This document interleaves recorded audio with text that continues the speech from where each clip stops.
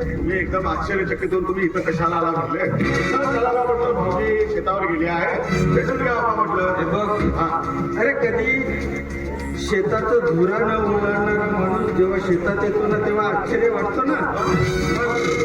आश्चर्य वाटणं मी काय म्हणतो भाऊजी ही एवढी सोन्यासारखी बहीण तुम्हाला दिली तुमच्या बहिणीचा तुम्ही छेड करता हे योग्य आहे का सांगा बरं. पाखल आहेस तू.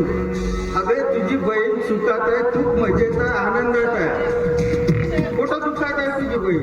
तर तुम्ही नाही माराच्या ठिकाणी मारलं म्हणून मला माझी बहीण सांगत होती. बरोबर आहे. तू जे काही बोललास ना अगदी बरोबर बोललास. ज्या ठिकाणी मारायला नाही पाहिजे त्या ठिकाणी मारलो. अरे ती गरीब घरची मुलगी असली म्हणून काय झालं. शेवटी ती सुद्धा एक मुलगीच आहे ना. मग तिला तिच्याशी कसंही वागायचं, तिचा छळ करायचं. ह्या सर्व गोष्टी बरोबर आहे पण तिचं तुमच्या सुनेचं तुम्ही पाप माझ्या बहिणीवर कसं करा कशाला का म्हणून. अरे कशाला म्हणून काय विचारतोय. कशाला म्हणून काय विचारतोय. अरे चुकलं ते तुझ्या बहिणीचं. तुझ्या बहिणीला कळायला पाहिजे होतं ना. अरे एका बकेटमध्ये थंड पाणी होतं, एका बकेटमध्ये गरम पाणी होतं. मग तुझ्या बहिणीनं काय केलं. अरे त्या विनाकारण निष्पाप सुनेचा बळी घेतला, तिचा हात जळला. मग तिच्याशी मी काय करायला पाहिजे होतं सांग ना. सांग. तुम्ही माझ्या बहिणीला मारलं. अरे मारू नाही तर काय तिची पूजा करू की काय. नेमकी मध्ये ज्वारी आहे का गहू आहे बघा बरं.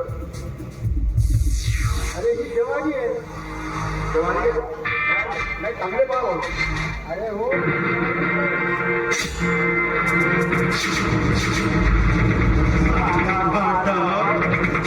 माझ्या बहिणीला मारतेस नाही हा. अबे, ते भुजंगची बहीण आहे. भुजंग!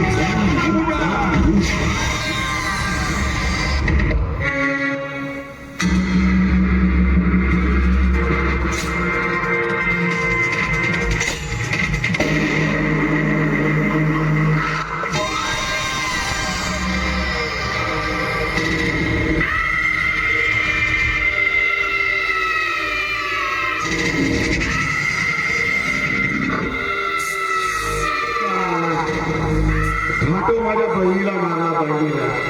साला एक मच्छर. साला एक मच्छर. साला एक मच्छर आदमी को ही जरा मारा दिया. साला एक मच्छर.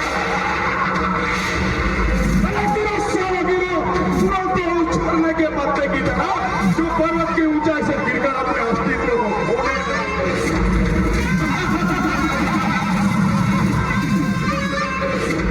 अरे खद्दर की लंगोट चांदी का विज्ञान सामने से सीधे फिर भी मेरा देश महान. टोपी लगाए मच्छर कहता है दुनिया में जिंदगी भावना आ रही है इसलिए बड़ी